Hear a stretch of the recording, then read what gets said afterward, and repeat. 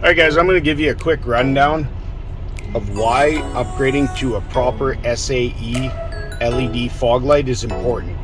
And when I say fog lights, a lot of truckers get upset about it, and there's a reason why. Watch what happens when I turn on these factory fog lights in a Western Star 5700. Keep in mind, this is with an LED bulb upgrade, but it just shows you the beam pattern. Watch the trees in the right.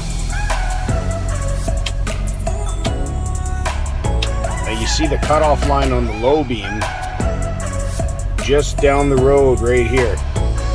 That's anything above that is bad. This is your cutoff line. It follows this line. You don't want to blind traffic, but yet up here it's illuminating. Watch again. And further down the road it's lighting up.